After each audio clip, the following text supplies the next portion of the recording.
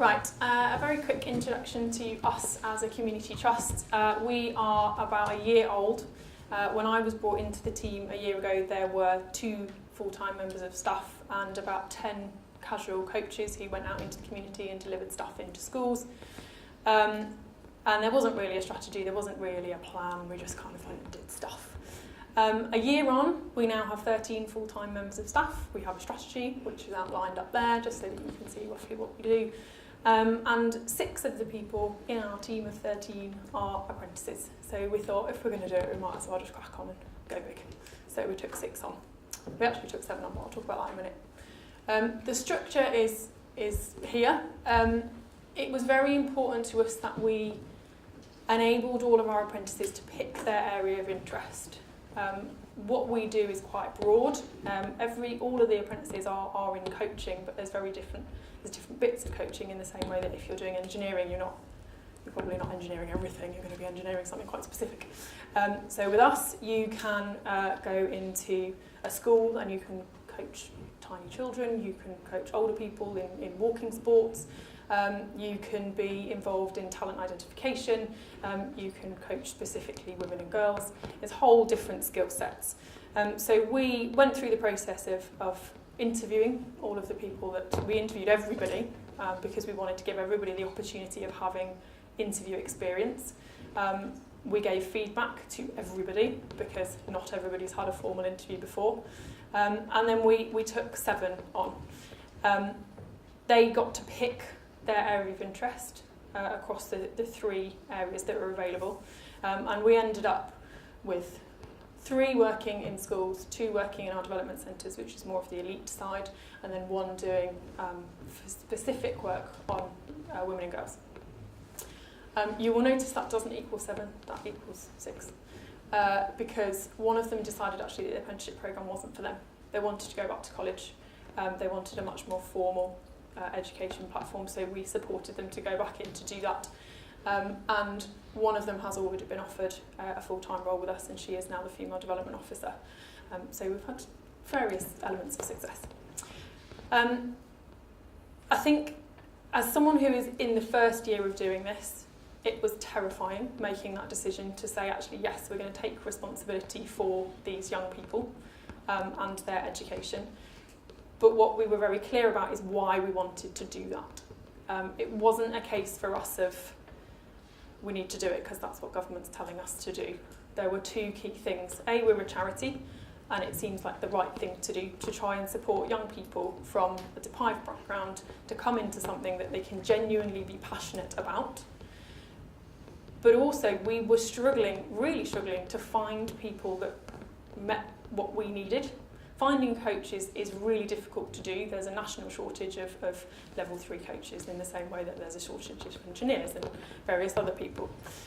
So although we're tiny and we're in sport, we face the same kind of problems as you guys do. So we thought, right, we can do something good for the community, and we can also create the workforce that we need. But to do that, we had to really think about the training that we were going to offer.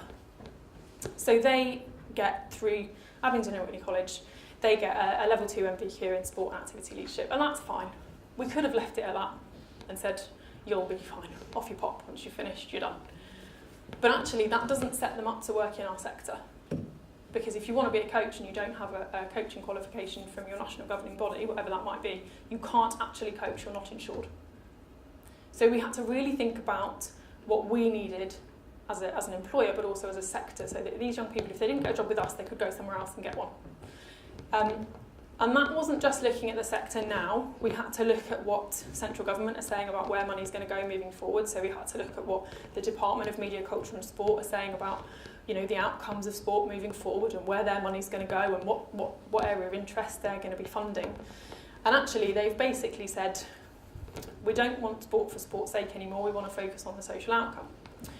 So that means that we're not just looking at working with 14 plus who are already doing a little bit of sport. We've got to look at everybody. So we said, right, to work in our industry and be in the sports sector and be a coach, you need to have a basic knowledge of coaching, so a level 1, in football coaching, probably a level 2 as well if you want to do relatively well and not have a salary cap in terms of what you can earn. But you're also going to have to learn how to coach older disabled people. You're also going to have to know about mental health first aid. You're also going to have to know about data protection training, because we collect all the data of all the people that we coach, and you're going to have to know how to be safe and look after that and make sure you don't leave it on a bus so that someone else can sell that data, because that's mortifying and could result in a rather large fine. You have to know about safeguarding and emergency first aid. So there's a whole host of things that as a sector we knew these people needed. Everybody needs if you're going to work in this sector. There will be a similar list that you have in your head that you're looking for. What we also knew was that we have a particular way of coaching. There is the Oxford United way. There will be the Barclays way. There will be, I'm going to pick on Oxfordshire Cricket because I know that they're here, there's the Oxfordshire Cricket way. That's a particular way of talking, it's a particular philosophy, it's a kind of person that you're looking for. Now finding that person, when it's quite difficult to find people anyway in Oxfordshire, is almost impossible. So we have to make them. So there's a lot of training, in-house training, that happens where they shadow everybody across the company, they spend time with the chairman, they spend a lot of time with me, they come in and see what senior management team meetings are like. It's not a case of just kind of throwing them in and going, there you go, you're a coach, off you go. Because they need to understand the context within which they are and the sector they want to go into. The other thing, which I am going to talk about, Pablo, is the managers. We are a very young team, and there was only 2 of us when we first started. And the management experience of that team was pretty much none. They knew how to manage lots of kids in a training session. They didn't know how to manage staff. So before we took any apprentices on, we looked at the training needs of who was going to be looking after them. And we really, really thought about what apprentices are going to need to know. If you are a specialist in your area, that's great, but that doesn't necessarily mean that you're going to be a good leader. It doesn't necessarily mean that you're going to have the time and the patience to show someone how to use a phone or photocopy something or find out what the loo is, or if they keep getting lost, have someone keep coming back and going, I don't know where my card is, I don't know how to get into this door. So you have to really think about who you're putting these apprentices with. For some, it'll be absolutely fine and they'll crack on, but for some, answering a phone, I've still got it with 2 of my apprentices, they do not want to make phone calls. The whole idea of making a phone call and talking to someone they don't know scares the life out of them. So there's a lot of coaching going on around how you help that young person make that call, and in our case it is young people. And that hasn't come down to the managers. We've taken that away from the manager. The manager is there to look after the performance of that young person and be a manager. So what we've set up is a buddy system. So any of the questions that they might be really nervous to go and ask their manager about, because they think, actually, my manager's going to think I'm doing a really bad job if I don't know how to answer the phone or make a call, they can go and ask their buddy. And they can go and ask those stupid questions, and not that any question is stupid, but in their head it will be, oh, I should know this, it's a stupid question, I shouldn't have to ask. So they can go and ask their buddy. We've also set them up with an external mentor who has got nothing to do with the sector. It's just someone that they can chat to. So that there is, from the apprenticeship point of view, there's a lot of support, there's 3 layers of support, and then from a manager's point of view, they're going on management training, they also have a mentor. The buddy has a mentor. So everybody's being supported. Now obviously we're only a tiny team, so we've pulled in a lot of partners to help us with this. And that's one of the things that I would suggest that everybody does. Don't try and do this on your own. Before we took this on, I spoke to pretty much everybody who has anything to do with apprenticeships in Oxfordshire. I spoke to you, I think I spoke to you, just because I needed to know as much as I possibly could. And that's one of the big things that I would advise all of you guys to do. Find somebody somewhere that has apprenticeships. It doesn't have to be a business that's like yours. The themes and the kind of ideas are going to be the same. Know why you want to do it. Really understand why, because that will shape the programme. If you're doing it because you're being told to, because you think it's a good thing to do, it's probably not the right motivation. If you genuinely want to help a young person or anybody push on with their career, or you're struggling to meet and find, fill a gap in terms of your workforce development, and you can understand the return on investment that you will get, then yes, absolutely. because then you will make the investment that you need to make. It's not as simple as recruiting these people and saying, off you hop, on you go. As lovely as that would be, they do need investment, and they deserve investment.